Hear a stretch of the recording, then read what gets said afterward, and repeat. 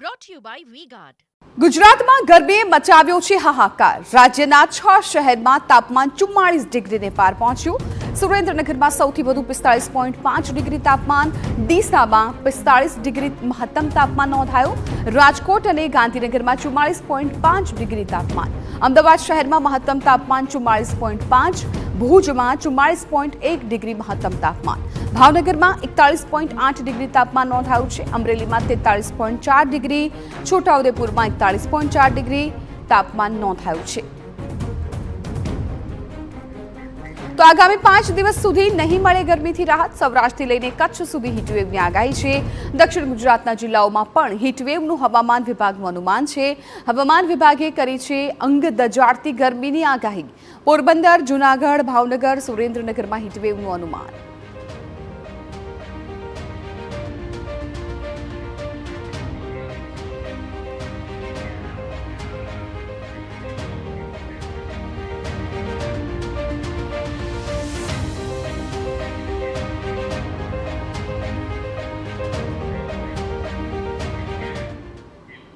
હવે વોલ ગ્રાફિક્સના માધ્યમથી આપને સમજાવવું છે કે તમારા શહેરનું તાપમાન કયું છે। અલગ અલગ જિલ્લાઓનું તાપમાન છે અત્યારે સ્ક્રીન પર અમે આપને બતાવી રહ્યા છીએ ટકાવારી સાથે।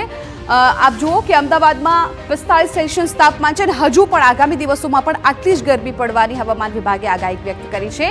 હવે વાત સુરેન્દ્રનગર કરીએ, ત્યાં પણ એક ગરમીનો પારો હાઈ છે। 45 સેલ્સિયસ તાપમાન સુરેન્દ્રનગરમાં છે અને સૌથી ગરમ શહેર પણ સુરેન્દ્રનગર બન્યું છે। ગાંધીનગરની વાત કરીએ તો ગાંધીનગરમાં પણ એક જ સરખું તાપમાન આપ જુઓ, અમદાવાદ, રાજકોટ અને અમદાવાદ, સુરેન્દ્રનગર અને ગાંધીનગરમાં 45 સેલ્સિયસ તાપમાન નોંધાયું છે। અને આ સાથે અન્ય જો જિલ્લાની વાત કરવામાં આવે તો એની જાણકારી પણ આપણે આપી દઈએ। આ 3 એવા જિલ્લાઓ છે કે જ્યાં 45 ડિગ્રી તાપમાન નોંધાયું છે। હજુ ચોથો જિલ્લો આમાં ઉમેરાઈ ગયો છે, આણંદ। આણંદમાં પણ 45 સેલ્સિયસ તાપમાન છે એ નોંધાયું છે। એટલે જે પ્રકારે હવામાન વિભાગ પણ હીટવેવની આગાહી વ્યક્ત કરી રહ્યું છે એ જ પ્રમાણે તાપમાન પણ અલગ અલગ જિલ્લાઓના જોવા મળી રહ્યા છે। નડિયાદમાં પણ 45 સેલ્સિયસ તાપમાન છે એ જોવા મળ્યું છે। ત્યારબાદ પંચમહાલની વાત કરીએ તો ત્યાં એક થોડું તાપમાનમાં ઘટાડો જોવા મળ્યો છે। 44 સેલ્સિયસ તાપમાન છે એ પંચમહાલમાં જોવા મળ્યું છે। બનાસકાંઠાની વાત કરવામાં આવે તો બનાસકાંઠામાં પણ એટલું તાપમાન છે, 44 સેલ્સિયસ જેટલું, 44 ડિગ્રી તાપમાન। હવે કચ્છની વાત કરવામાં આવે તો કચ્છમાં કમ્પેરિઝનમાં ઘણું ઓછું છે, 42 ડિગ્રી તાપમાન છે એ કચ્છમાં નોંધાયું છે। અમરેલીમાં 43 ડિગ્રી તાપમાન છે નોંધાયું છે, 43 સેલ્સિયસ તાપમાન છે નોંધાયું છે। ત્યારબાદ રાજકોટની વાત કરીએ તો રાજકોટમાં પણ અમરેલી જેટલું તાપમાન છે, 43 સેલ્સિયસ તાપમાન છે, 43 ડિગ્રી તાપમાન છે રાજકોટમાં નોંધાયું છે। અન્ય જિલ્લાની જો વાત કરવામાં આવે, જાણકારી આપી દઈએ જે પ્રમાણે હવામાન વિભાગે પણ હીટવેવની આગાહી કરી છે એ પ્રમાણે આગામી 5 થી 6 દિવસ છે એ પણ થોડા ભારે રહેવાના છે। હવે હીટવેવની આગાહી ક્યાં આકરી ગરમી પડવાની છે એ જણાવી દઈએ। પોરબંદર, જૂનાગઢ અને વલસાડ આ જિલ્લાઓ છે ત્યાં આકરી ગરમી પડવાની છે તેવી હવામાન વિભાગે આગાહી વ્યક્ત કરી છે। આ સિવાય કચ્છ, સુરેન્દ્રનગર અને ભાવનગરમાં પણ ગરમી પડશે। પોરબંદર, જૂનાગઢ અને વલસાડમાં પણ હવામાન વિભાગે હીટવેવની આગાહી આપી છે।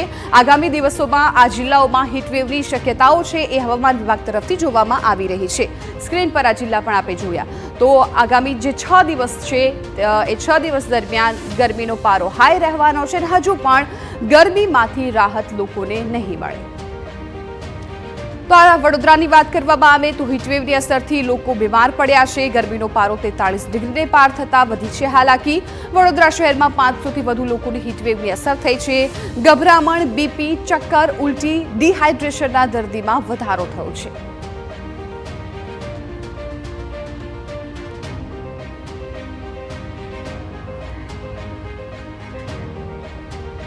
Brought to you by V-Guard.